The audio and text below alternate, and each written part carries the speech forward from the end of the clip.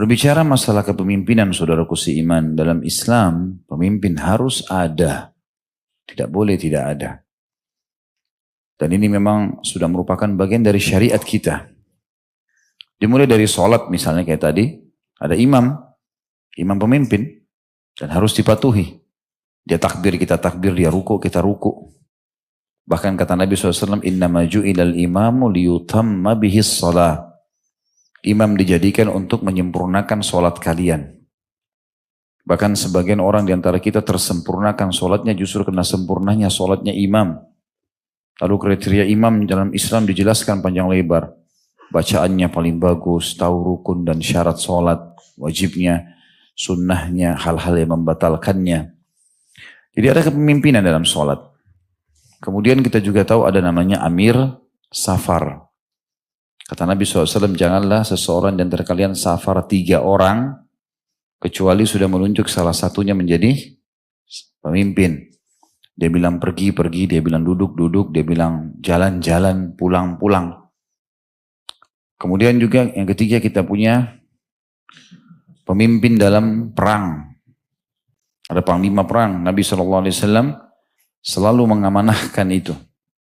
Ditunjuk, kamu pemimpin. Wajib dipatuhi, gak boleh dilanggar. Mungkin teman-teman masih ingat bagaimana kisah Amr bin As waktu baru 3 bulan masuk Islam.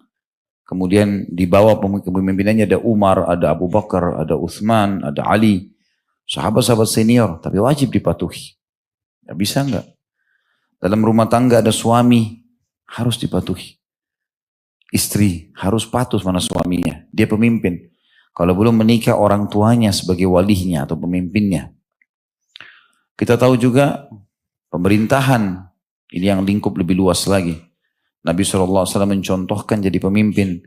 Bagaimana beliau memimpin, terus diikuti oleh Khulafaur Rasyidin. Mereka menerapkan apa yang Nabi SAW terapkan sebagai pemimpin. Kita tahu banyak sekali khalifah-khalifah dalam Islam.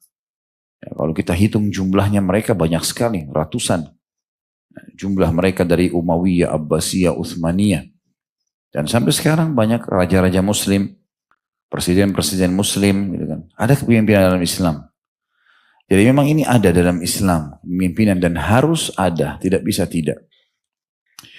Cukuplah statement Ali radhiyallahu anhu yang mengatakan kepada kita semua dan pernah saya sebutkan statement ini, cuma saya reviewkan kembali. Kata beliau harus di komunitas muslim ada pemimpin.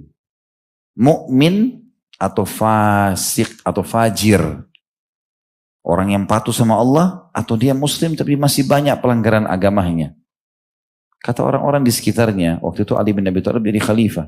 Wahai Amir Mu'minin, kalau mukmin masuk akal kita angkat jadi pemimpin. Tapi bagaimana kalau fajir? Kalau dia terlanjur memimpin kami bagaimana? Jauh dari agama, banyak pelanggaran. Tapi dia muslim. Kata Nabi SAW, kata Ali bin Abi Thalib, dengannya, kalaupun dia jadi pemimpin dan dia fajir, jalan-jalan akan aman. Pendapatan negara akan didatangkan. Kemudian musuh akan dihadapi dan setiap muslim yang jadi masyarakatnya masih bisa menyembah Allah seminimal sampai dia mati dalam kondisi aman. Kita tahu misalnya di Indonesia sampai sekarang kita belum menemukan ada pemimpin muslim yang alim ulama, yang ideal gitu. Hafal Al-Quran, kemudian sholat on time 5 waktu bisa jadi imam. Ya.